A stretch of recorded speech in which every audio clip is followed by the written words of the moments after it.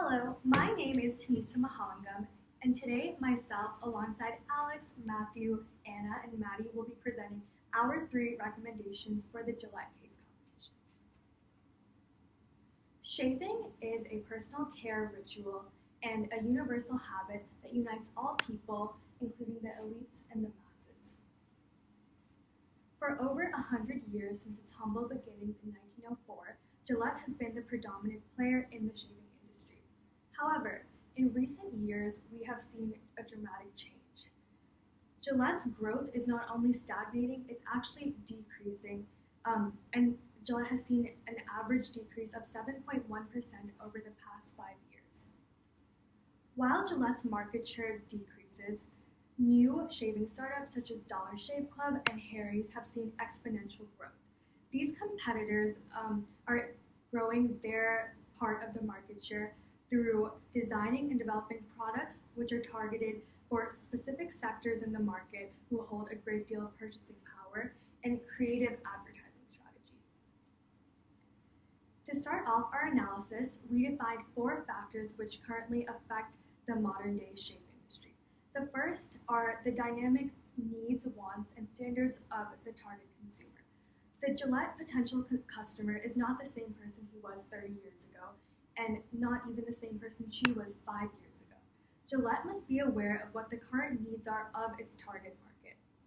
Secondly, design and an emphasis on aesthetic quality is an increasingly relevant part of product purchase decisions.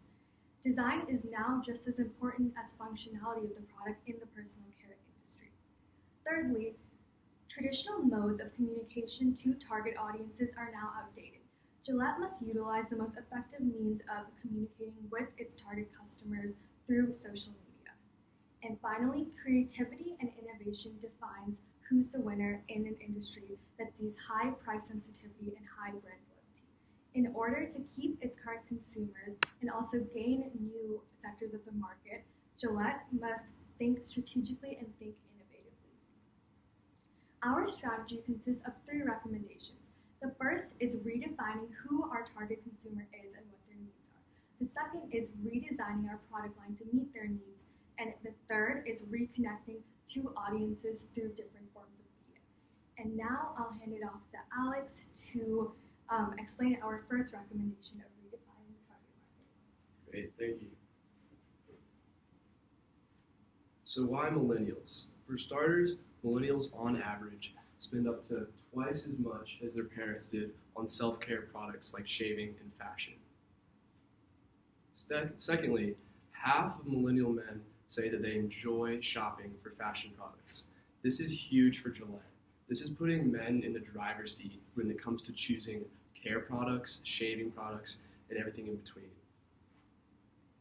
And finally, by 2020, Generation Z, which is comprised of children born after 1998, will make up 40% of the American consumer base. This is a demographic that Gillette cannot ignore.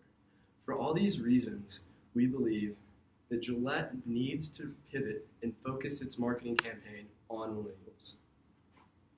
So how are we going to access the millennial demographic?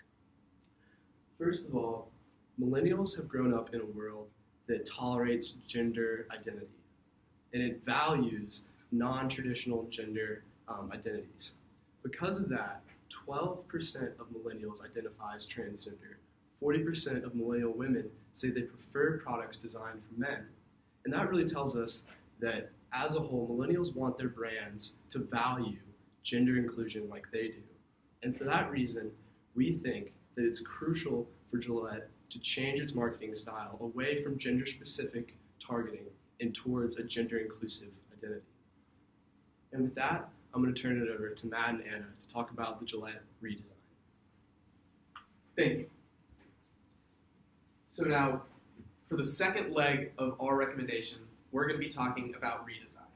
And so that is going to encompass is our introduction of soft, customer-friendly colors, a brand new packaging line that makes it look sleek and more appealing, as well as a cut down on the current product line. And then finally, we're going to talk about the addition of the unisex razor. So for the first part of our pitch, I'm going to be talking about introducing the appealing colors. And then I will also be talking about the creating of sleek packaging, kind of like what you can see here with the slim gray Gillette boxes, which also makes it look uniform and gives it a more united look with only the razors changing. And I will be speaking about the benefits that come from cutting down on product line, as well as the emphasis that we are trying to make on the higher quality of Gillette razors. So to consumers, packaging and visuals are everything. Packaging is the third most important aspect when it comes to deciding what product they're going to buy. Now, if we go a step deeper, 93% say that visual is the most important factor in determining what they're going to buy. So now, visual and packaging, they're a little different because visual also encompasses the color, which, again, when we look at studies done, consumers say that color affects them 85% of the time, or 85% of the consumers. And so, based on other studies, we found that blue is the predominant favorite color between both men and women. So we can use that to our advantage with introducing the unisex razor by making it blue to try and create the largest audience that we can draw in for it, increasing sales for the unisex razor. Now then, we will implement the next three popular colors, which is green, purple, and red, in that order for our existing razors on the product line. And this will be seen on the packaging, and we'll be able to distinguish each razor from each other with the gray packaging, as well as drawing in certain cues to customers who are up there shopping. And now, redesigns like this have been proven to be successful. Just in 2016, Lean Cuisine did a full redesign of their packaging, which coincidentally included a lot of green on their boxes, and they saw a $58 million increase in their sales.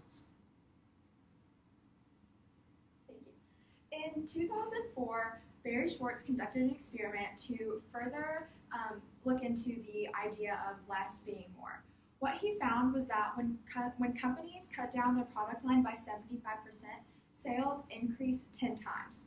So what this means is that when customers are given 6 choices, they're gonna purchase 30% of the time. However, when they're given 24 choices, they're only gonna purchase 3% of the time. This just shows how the saying that less is more truly impacts a business, and consumers tend to get overwhelmed when they are faced with an abundance of choices. Studies show that 80 to 90% of sales come from only 20% of a company's product line. With that being said, we believe that Gillette would benefit from limiting its product line and implementing the new unisex razor. As of now, women pay 42% more than men, or 42% more than men 42% of the time, and their hair products cost 13% more. Right now, millennials make up 30% of the consumer purchasing power in America, and we believe that introducing this new unisex razor to a generation that really cares about social equality will greatly have an impact on their sales. Now we're going to turn it over to Maddie, who will be discussing how we're going to reconnect. Our last suggestion is that Gillette reconnect its customer by unifying their target market. Think about it. In a constantly evolving world, Gillette is built for a lifestyle, not a gender. Gillette will announce a marketing campaign centered around social equality and let the world know that this is a brand built for everyone. And we'll do this in 2 ways. First, through the introduction of an aggressive social media campaign, and second, through the integration of diverse brand ambassadors. First, initiating a social media campaign. There are 3 statistics that show that social media can really benefit Gillette in this area. First, 70% of millennials advocate for social equality. Second, 88% utilize some form of social media daily. And third, 63% of consumers care about social equality and will support a brand that also cares. So what does this mean? Since millennials care about social equality, Gillette should as well. And not only that, but Gillette should utilize social media to let the world know that we care. And this can be done on multiple levels through Instagram, Snapchat, and Facebook. We could initiate hashtags such as #TryGillette or #It'sALifestyle, and also through the use of Snapchat filters. Secondly, introducing diverse brand ambassadors could benefit Gillette tremendously. 83% of consumers trust brand ambassadors as reliable sources of product quality. What does this mean? It means that Gillette should target 3 different groups. 1, the athlete, energetic and competitive. Second, the actor, someone who is creative and innovative. And thirdly, the artist, someone who is intuitive. This will not only allow different personalities to be targeted, but a variety of different people and cultures to further produce the effect that Gillette believes in social equality and Gillette stands where our customers stand. Now I'll pass it off to Tanisa for our financials. Thank you, Maddie.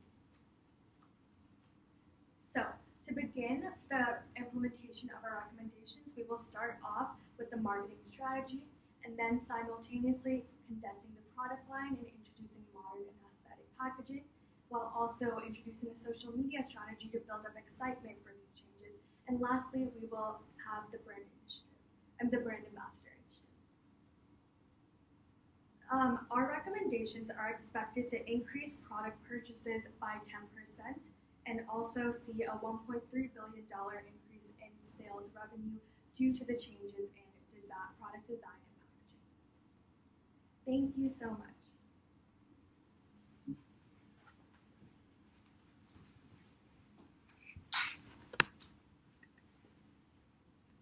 We can edit the end of it. So Yeah, no, cut it.